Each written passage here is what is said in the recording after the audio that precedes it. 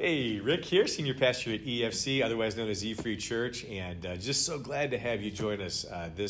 This month's podcast is going to be incredible, and I've got a special guest I'll introduce you to here in a moment, and as many of you probably know, or if you don't know, this is actually May is Mental Health Awareness Month, and so my special guest I've known for quite some time, actually a little bit special to me because this is my sister-in-law. This is Kathi, and so Kathi, let me have you introduce yourself to this audience. Sure. Yeah. My name is Kathi Myers, and like Rick said, he's my brother-in-law.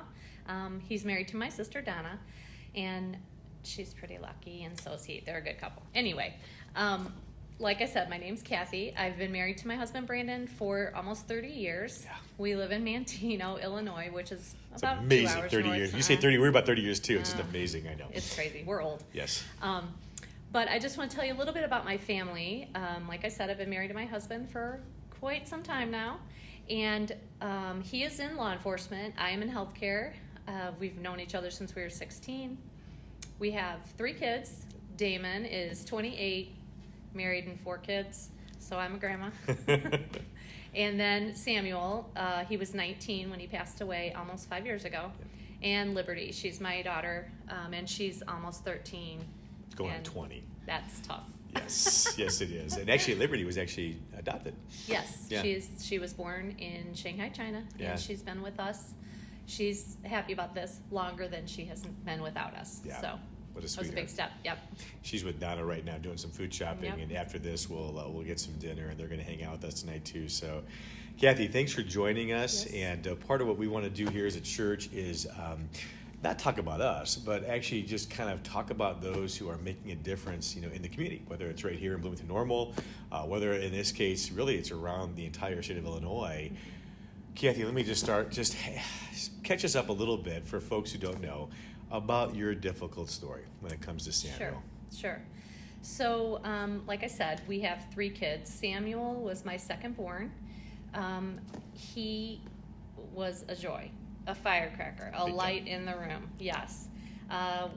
Big personality. Absolutely. He could make you smile and laugh, and teachers loved him as long as he wasn't in their class.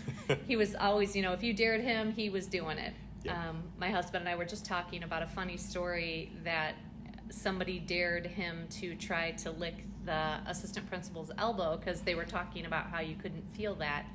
And so the school called me and told me this, and I said, I don't think he probably did that. And the gentleman said, I'm sending you the picture right now. Because he did it. And it was the picture of Sam trying to lick his elbow. Oh, my gosh. Anyway, he just had a huge heart. He really could just light up a room. He was our firecracker is what we called him. Yeah. But about 7th or 8th grade, my husband got a job with the U.S. State Department, and he was in Kabul, Afghanistan for this job for 9 weeks, then home for 3, and back and forth like that. And I just noticed some odd behaviors with Sam. When he would pass a doorway, he would shuffle his feet, or if he bumped his elbow, he'd bump his other elbow. And it was just kind of odd behavior. And when I asked him about it, he almost didn't realize that he was doing that. Yeah. And so I talked to his doctor, and she said, "Yeah, bring him in. Let's chit. Let me chit chat with him." So she said, "Yeah, it sounds like he has a little bit of OCD, which is obsessive compulsive disorder." Yeah.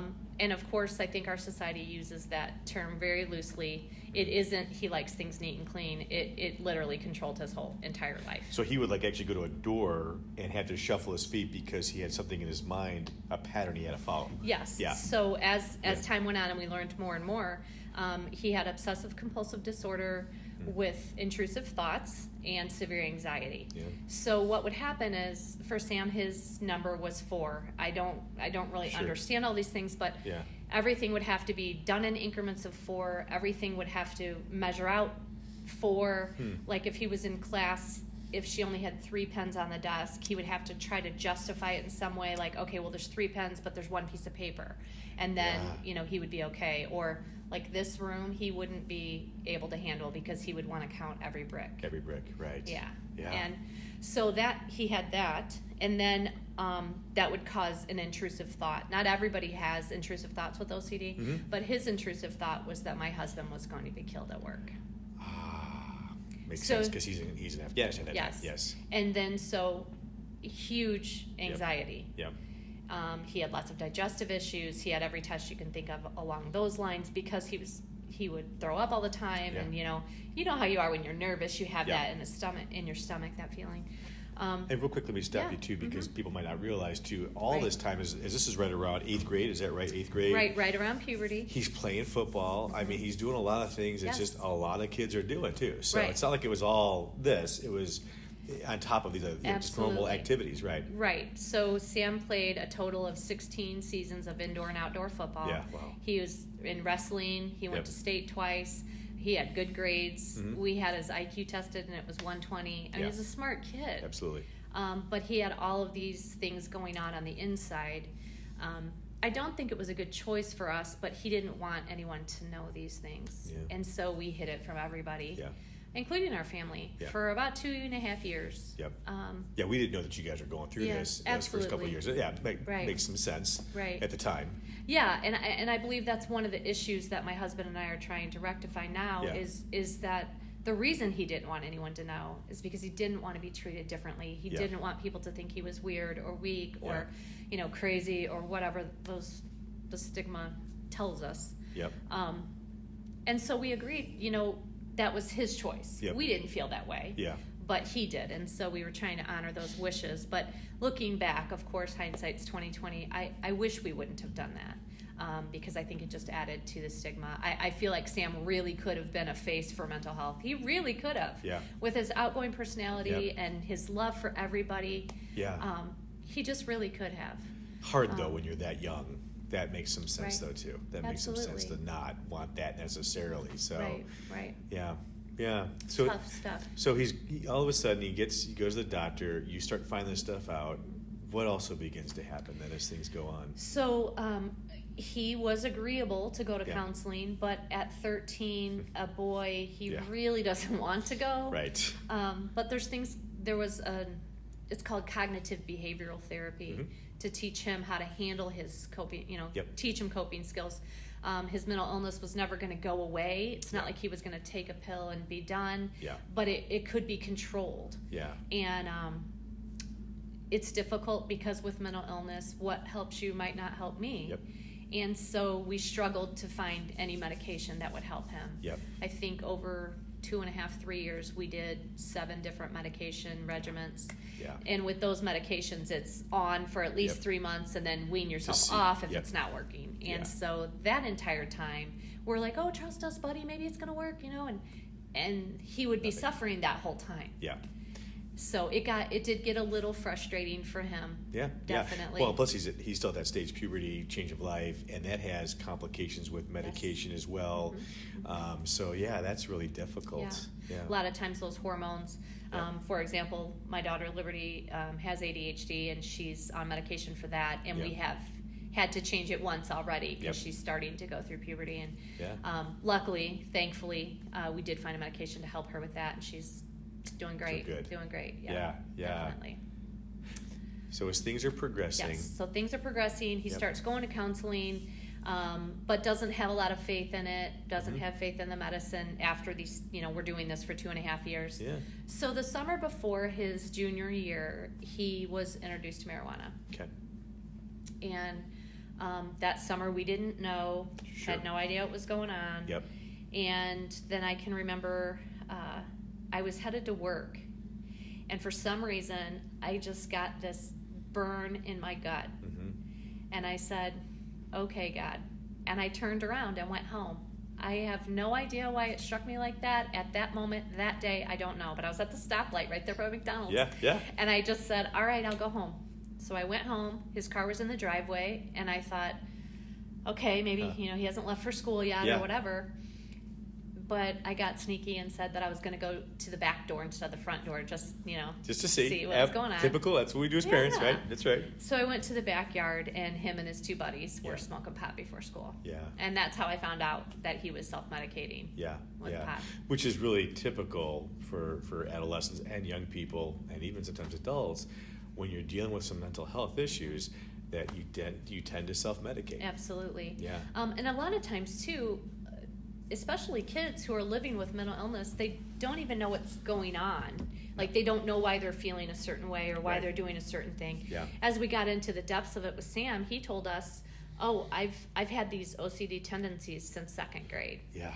Oh my I gosh. had no idea. Right. No clue at Right. all. And probably in some ways, probably thinks it's a little bit normal. Right. Who doesn't have those? Who doesn't do 'cause at that? that stage, yeah, that makes some sense. Exactly.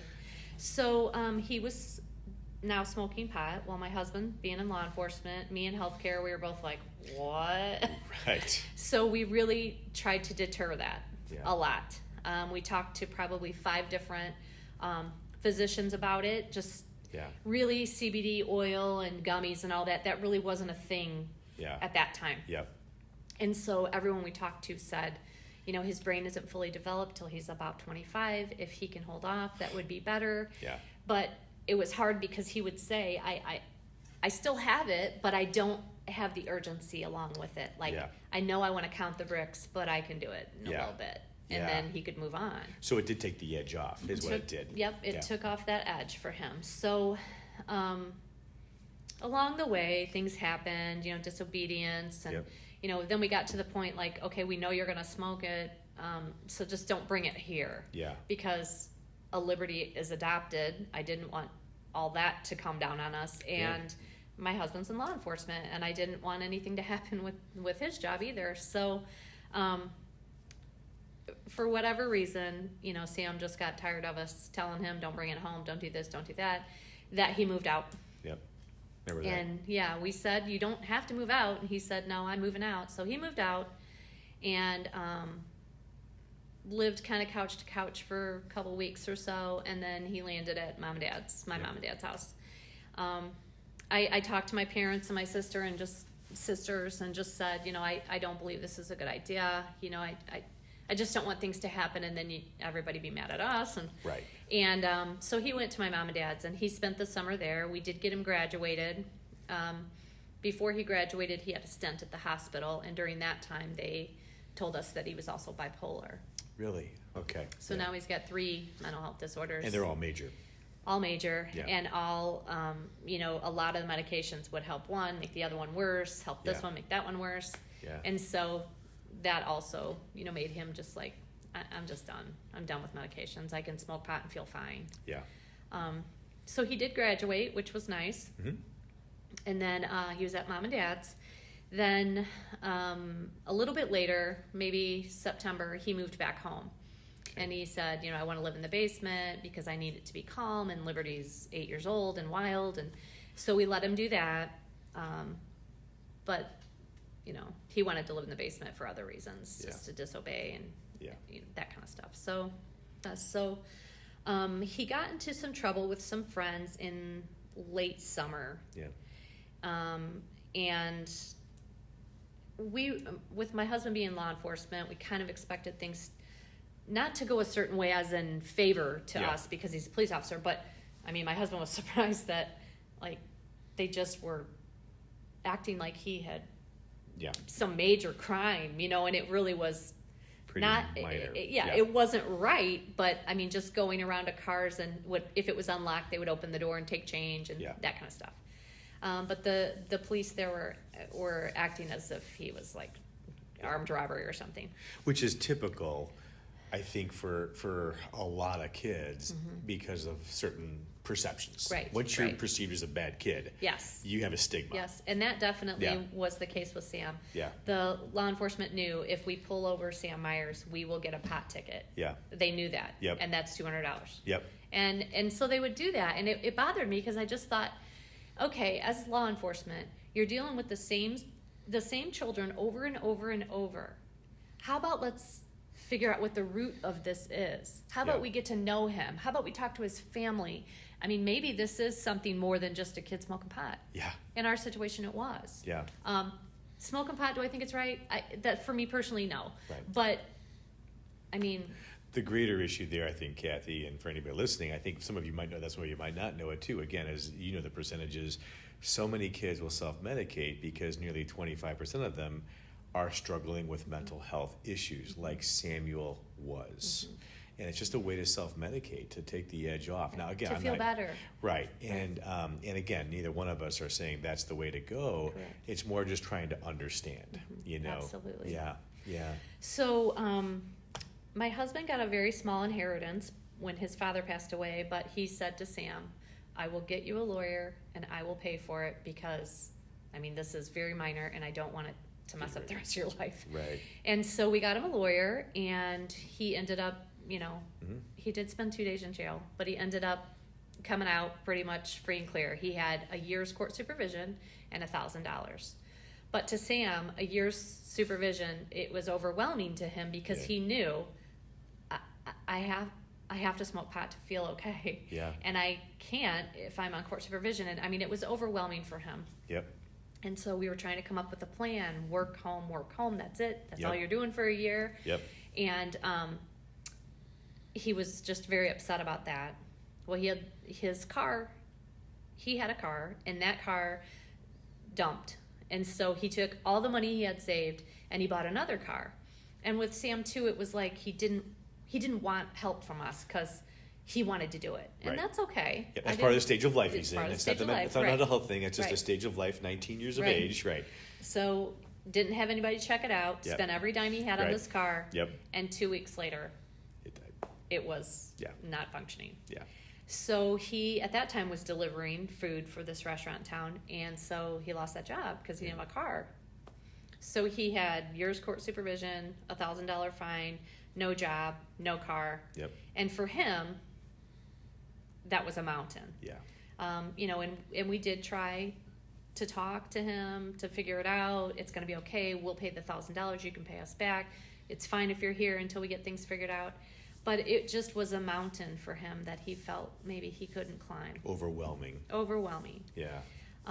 And so what ended up happening was I think he felt maybe that he was a thorn in our side, or just, he would say, I'm always causing problems. I'm always, nothing's easy for me. Everything's difficult. I always, mess up and that kind of stuff. And so I can remember one night Liberty and I were playing Uno, and he was playing with us. And just all of a sudden he looked at me in the middle of the game and he said, Mom, I can't do this anymore. And I said, what do you mean? I thought you were talking about the game. Or, right, what are you talking about? And he said, I can't live like this. I'm exhausted. I can't do this for the rest of my life. And so I called my husband up. He came, got Liberty, and took her in the other room. And Sam and I had a conversation for about 4 hours. And, my 19-year-old son is just crying in my lap about how he didn't know how much longer he could do this. He could live this life. Yeah. And so, we pleaded and talked to him and told him suicide wasn't an option, and, that he couldn't do that, and that we were going to figure it out no matter how long it took. And by that, asked him, do you need to go to the hospital? Should we do that? And he said, after the talking and everything, he's like, Mom, I would never choose that. But, I feel much better now that I got everything out, and I thank you for letting me cry and talk and all that kind of stuff. And so then I felt really good about it. Well, the next couple of days, he was like in a super good mood, and I was like, feeling good. Okay, maybe we turned a corner. And if you live with someone who has mental health issues, if it's a good day, you're like, ooh, good day. Let's take this good day. Take it. And so that was on a Sunday that we had that conversation. So the whole week was a good week. And then Saturday, he asked me if I would take him to get his last check, and I said I would. And as I was kind of getting ready, I heard him in the other room kind of having a little scuffled discussion with one of his friends on the phone, and he seemed pretty upset. And so I came in the room and I said, what's going on, buddy? And he's like, nothing, I'm fine. And I'm like, okay, well, you're throwing your furniture around and there's a hole in the wall and we need to figure this out, and not fine. Yeah. And he said, I'll be fine, just give me a minute. So he calmed down, and my husband took Liberty to the store with him because we weren't sure how it was going to go. Yep. And Sam and I went to the place to get his check, and really good conversation. We're talking about short-term, medium-term, and long-term goals and what he wanted to do. Sure. And, talking about his $1,000 that he owed and how we were going to do that. And, reassuring him that he always had a place to be. Yep. He had family who loved him. Jesus loved him, all those things. And I know. So we get home, we had lunch, and he was just very talkative and sweet and, which very always loving. wasn't the case. Not yet, through this whole thing. Right, through this whole thing, sure, it wasn't the case at all. Yeah. He had a great heart, but when, especially the bipolar kind of thing, it was rough, really rough. We didn't talk about this, but at one point, an altercation with my husband and punched him in the face. And that was the day he went to the hospital because we knew there was something else going on. Yeah. So he said, I'm going to go hang out with some friends. And I said, okay, make good choices, because that's what I always said. And he said, I love you. And I said, I love you too. And he left. And didn't have a coat or anything. And it was just starting to snow a little bit. December at this time. December, yep. And so he had just had his birthday, December 1st, and we'd gotten him Bears tickets. He was excited about that. Yep, big Bears fan. Mm-hmm. And so he left, and my husband came home. We put groceries away, and then the doorbell rang. And it was the Manteno police. And he said, hi, we're looking for Sam. And we said, well, he's not here. What's going on? And they said, well, we just got called to a house, and there's been an altercation. He stole some pot from somebody, and he stole it with a gun. And, I mean, even when Sam was angry and stuff like that, that was way past anything you would ever think. I would never imagine him doing. Yep. And my husband said, well, wait, are you sure it was Sam? And he said, yes, we have it on video from somebody's home video system. And if you see him, can you please let him know we're looking for him? And we said, of course we will. And so, my husband and I look at each other and we're just like dumbfounded. And so I ran upstairs to his room, I don't know why, to look for I don't know what. And my husband ran downstairs because, being in law enforcement, we do have guns in the house. And his guns are locked in a gun locker downstairs, and then the keys to that gun locker are locked in another safe that stays under our bed, which we honestly didn't even know that he knew about. Yep. And so he ran downstairs, and his gun was gone. I ran upstairs, and I found 7 suicide letters. And so he ran upstairs, I ran downstairs, and we're both pure white, just staring at each other. And he said, Kathi, it's my gun. And I said, I just found these letters. And I'll never forget, I was looking down to hand him the letters, and my hands were just, it was just shaking. So he called the police again and said, can you come back over? He came over, and Brandon said, it's my gun. Here's the serial number. Here's the, I don't, this is so out of character. We have to find him. Right. And then, we said, these are the letters and this and that. And so officer was like, okay, we're going to do our best to find him. We got to get this gun off the street and this and that. Honestly, we didn't know where his mind was at that point. That point, we didn't know if he was going to try to suicide by police shooting him, or suicide himself. And again, context, the last couple of days have been pretty good days.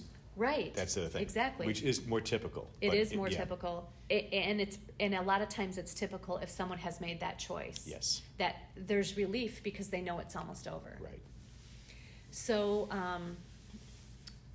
my husband called Sprint and got on there and, said, this is the situation. We need the numbers he's been calling and talking to in the last 12 hours. Yep. So he would write down a number. I would get on the phone and I would say, hi, this is Kathi Myers. My son, Sam. I don't care who you are. I don't care what your relationship is with him. But if you see him, you've got to understand that he's not in his right state of mind and we need to get him home. And, everybody was like, I haven't seen him. And I'm like, spread the word, start looking for him. And so 4 of Sam's good buddies came over. And those 4 buddies and my husband went out that night looking for him. And it had been snowing. It had just started snowing in the afternoon, and it was super, super snowy. And they looked until about 2:30 in the morning. Well, after we had talked to the police officer the second time, I called his phone like 5 times, and he finally answered it. Yeah. And I said, Sam, where are you at? He said, I'm with friends. And I said, what are you guys doing? And he's like, oh, just hanging out. And I said, well, your dad's going to come and get you. Yeah. So where are you at? He's like, no, Mom, I'll be home in a little bit. And I said, no, Dad's coming to get you. Where are you at? And then I said, the police are looking for you. And he's like, the police are always looking for me. And I said, buddy, just let Dad come and get you. And he said, no, I'll be home in a little bit. I love you. And he hung up. And then he sent me a text, and he said, I'm sorry I got kind of angry on the phone, but you know I love you. And I said, and you know that we love you too. That was the last time we talked. Yeah. So over the next 4 days, my husband and I and my family all were looking for him. Didn't know where he was. His friends were telling us, try here, try there. We would hang out here, we would hang out there. Yep. And my husband and I were doing all of this just Circling. frantic. Yeah, We were just frantic. And in the winter, it turns dark at 4 o'clock. So from 4 p.m. until the sun came up, we just wandered the house. Like, we didn't know what else to do. Because you obviously didn't hear from him and stuff. Right. Yeah. We had not heard from him. Twitter, nothing. Facebook, nothing. Instagram, nothing. So my husband, being in law enforcement, he knew this isn't good. But he didn't say that to me. And I was like desperate, you know. So friends of mine made up some flyers, and we're hanging up flyers, and we're looking for him in ditches and under bridges and abandoned buildings. And so finally, my sister and I and my husband were at this bridge, and it's a little foggy for me, but I went under the bridge because the friends were telling us. I said, let's start over. Tell me from the top, where should we look? So they gave us a couple places. So we go to this bridge, and I went under the bridge, and I was kind of looking like where the land would meet the bridge, and thinking maybe he's tucked up there trying to be warm or something. I had no idea. And I looked, and I didn't see anything. And inside my mind, a voice said, not that way. And so I turned around to the other side of the bridge, and there's pillars under the bridge. I didn't have to crane my neck. I didn't have to look or anything. I just turned my head, and I saw him on the other side. And I knew it was him because I saw his sweatshirt and his pants, and I knew what he was wearing. By the grace of God, from the shoulders up, he was covered in snow. Yeah. And this is where I don't remember a lot, but I started screaming, and came up from above the bridge. And my sister's saying to my husband, you know, Kathy's yelling Sam's name, and my husband said that he went under the bridge, same thing I did, and he didn't see anything, and he thought, you know, Kathi hasn't slept or had anything to eat in 4 days. Yeah. I'm going to have to take her to the hospital is what he was thinking. Yeah. And he said, and for some reason, I felt like something was behind me. And I turned around and I saw Sam. Yeah. So then my husband went up into the other side of the bridge, and somehow, some way, the police were called, and they came out. And we live in a very small town, so the coroner, the assistant coroner, and the paramedics, you know, there were boys, all were friends with Sam and played football with Sam and everything. So everybody was crying, and it was a rough day, a really rough day. Horrendous day. Yes, it was very, very rough. Let me just stop you there. And part of it is I appreciate her sharing her story. And you know, as you're listening a little bit right now, there's a couple of reasons I want to stop here too. Is first off, is that Sam was just like any other young man. Yep. I think that's the part that I don't want you to miss. That's the part that I think people need to hear, is that it wasn't like he was this juvie, you know, delinquent, grew up in a bad home. This is a normal home. This is a normal situation. And see, this can happen to any one of us. It just so happened to you all. And I think that's what's, you know, what part of the message we've got to send is, you know, we always think it's going to be what? Somebody else. Yeah, somebody else. I appreciate you, first off, just sharing that, because I know it's been 5 years. I know enough about grief and process, and that it never fully goes away. It doesn't. Yeah. I can say the waves come farther apart, but they still knock me down sometimes. Absolutely. Yeah. So I appreciate you sharing that part of it. Absolutely. A lot's happened since then. And I guess that's the part that, you know, I want you to share a little bit about too. I mean, you guys from there, and it was weeks and months of just utter hurt, pain. We did the funeral, you know, all of that. And we got to be a part of that. It was hard. I can still remember some of that too, and even we're sharing too. But you chose not to leave it there. Correct. Explain. The day after we found Sam, I woke up in the morning, and my husband was laying there next to me, and he was looking at me. And of course, just for that split second, you don't remember when you just wake up. and then you remember. Yeah. So the two of us were crying, and he said, Kathi, there's a few things we have to do. And Rick knows my husband. He's very by the book, black and white, get the job done kind of guy.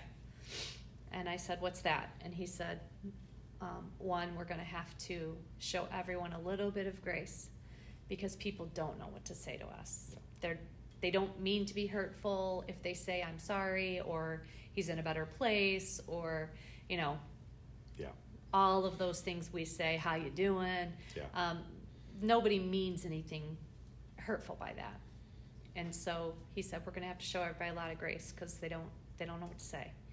And he said, secondly, we're going to have to lean into God when we want to pull away.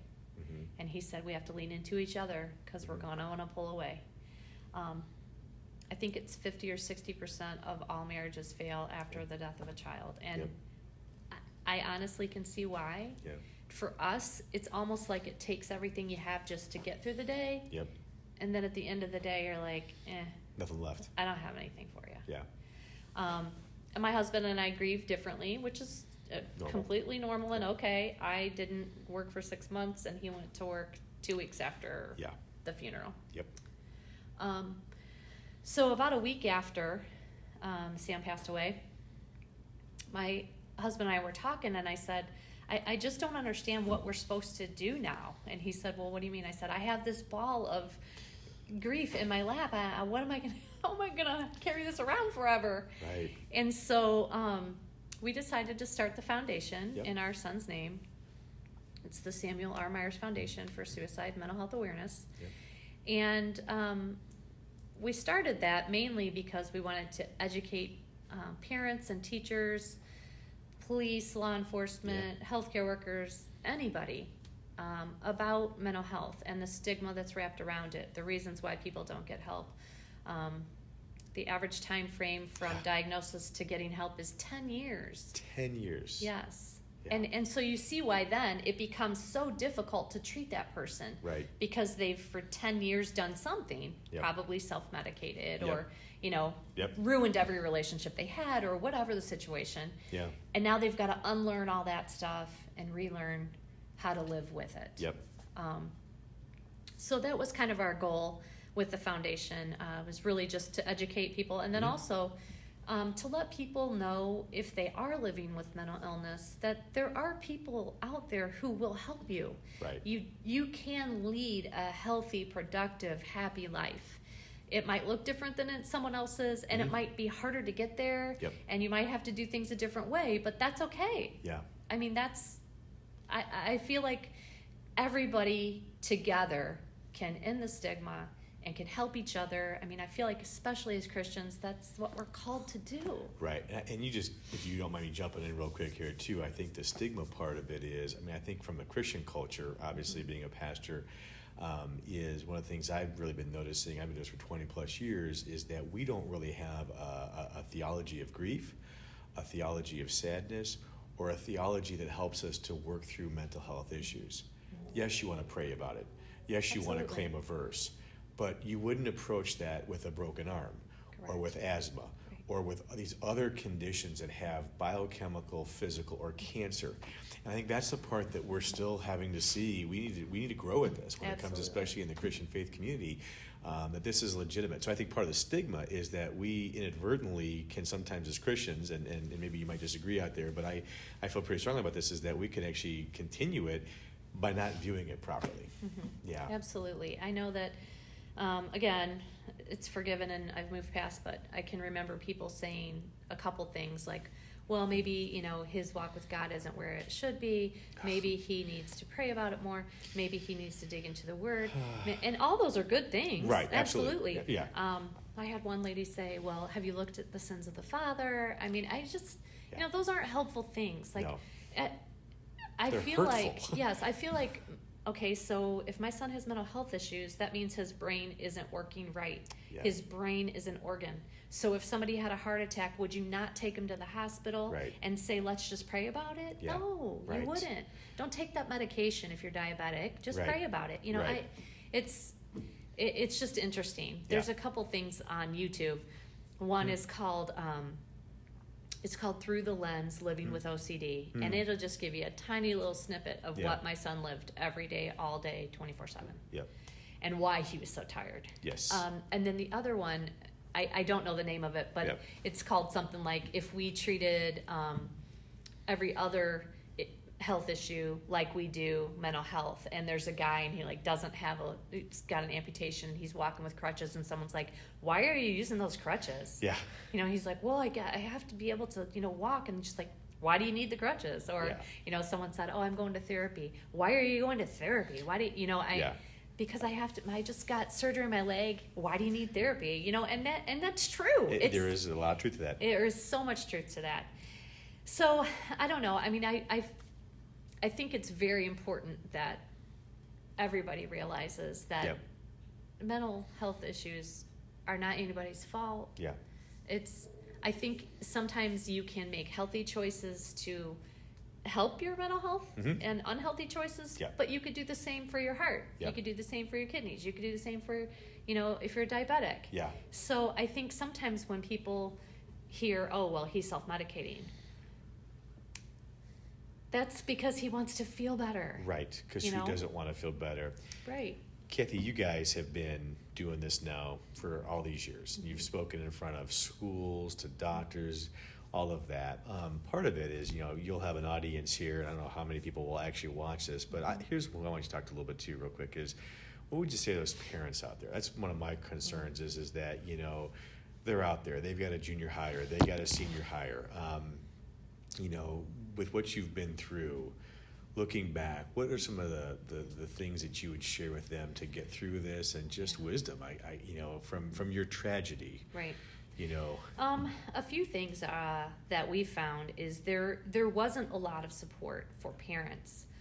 There was really nobody we could talk to. We had friends who had been our friends since Sam was in kindergarten who walked away from us because they felt like we weren't parenting Sam the way we should. I've forgiven them because they didn't even know what was happening, but just be careful with what you say to people. I encourage you to not be afraid to talk to your pediatrician about it. That's what I did. I made an appointment with her, and I went alone and talked to her and about my concerns. And really, we just kept saying to Sam, buddy, this is our normal. Yeah. This is normal for us. It's okay.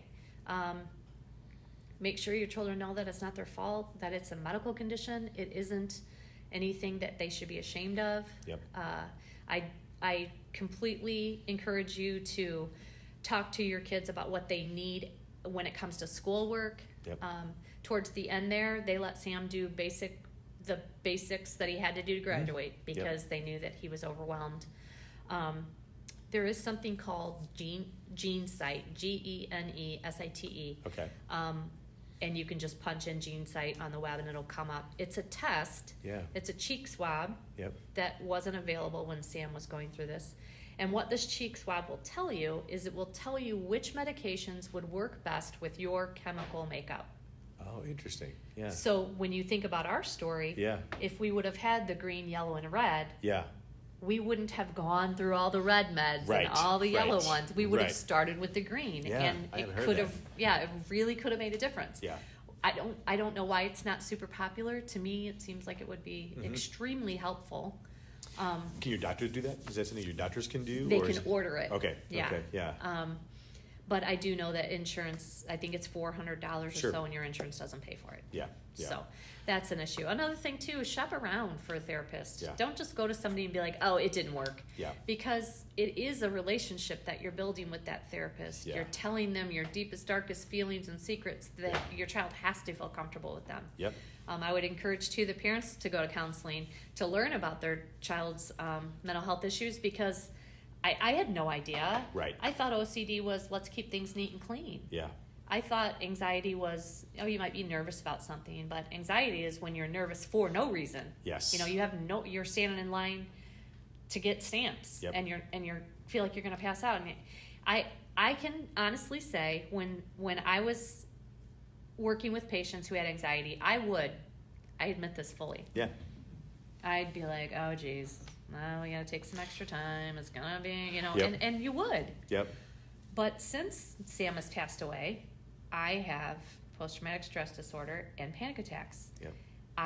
My first panic attack I had, I thought I was having a heart attack. Yep. I could not control anything that was going on. I was drenched in sweat. I was pure white. I almost passed out. My heart was racing. I couldn't breathe. I had no idea what was happening. I thought I was having a heart attack. I could not control any of that. Yep. And so it was a huge eye-opener for me. Yeah. I think a lot of times, Kathi, a lot of us, we don't really have a lot of empathy until you go through something. Yeah. You know, and that's just typical of our human experience. And I commend you for sharing that part of it, because it's easy to look at somebody, you know, anxiety, or a kid especially. And that's why, you know, I think about the kids, you know, the parents, because again, even things like ADD. I mean, we've got a boy that's got ADD, not ADHD. My daughter does. Yeah, you know, but I think again, that's a really important thing, because that can be, as a parent, that can be frustrated because the teachers are frustrated. You're trying to do the plan with with the teachers, and there's sometimes a negative viewpoint of your child, your son, your daughter, when in reality their brain is just functioning in a certain way that needs help, and that can be both cognitive as well as some medication help that really help that brain work a little bit differently. Luckily for Liberty, she did find medicine to help her. Yeah. Third grade was torture. Yep. Because she had no medicine. She hadn't been diagnosed. We didn't know really what was happening. Yeah. I mean, she'd already been through so much trauma in her life, and then her brother died, and we're trying to figure all of that out. And third grade was horrible. Yeah. And she would say things like, "I'm a horrible person." Ugh. Yeah, I'm a horrible kid. I'm a horrible student. Yeah. I'm a horrible friend. And I would be like, where is this coming from? Right. Well, it was because she was misbehaving. She wasn't doing her homework. She was getting bad grades. She was, all those things. But none of it really was her fault. Yeah. And now she takes 10 milligrams of Adderall, and she is a straight A student. And I mean, the teacher told me this year, if I need someone to do something, I say, look at Liberty. What is she doing? Yeah. Follow her. Yep. I mean, and that night and day for 10 milligrams. So sometimes parents will say, "Oh, I don't want my child on medicine." Yeah. Would you say that if it was cancer? Right. Would you say that if it was, asthmatic? No, I don't want him taking medicine. Yeah. It's fine to have your own opinion about that. Yeah. But for me personally, I would have done anything to find medicine for Sam. Yep. And thankfully, I found it for Liberty. Yeah. God found it for Liberty, or the doctors, or whatever. Yeah. It just was. It's hard. It is really hard. It's a hard topic, and again, that's why I appreciate you coming on, talking about this. I know some years have passed by. As we kind of wind down, and again, I think you've shared some good stuff. What about things like hotlines and suicide? When maybe it's maybe a young person's going to watch this. I don't know for sure, or see this. Right. You talked about the desperation that Sam had and stuff like that too, or for yourself. What are some other resources that are out there that you'd recommend?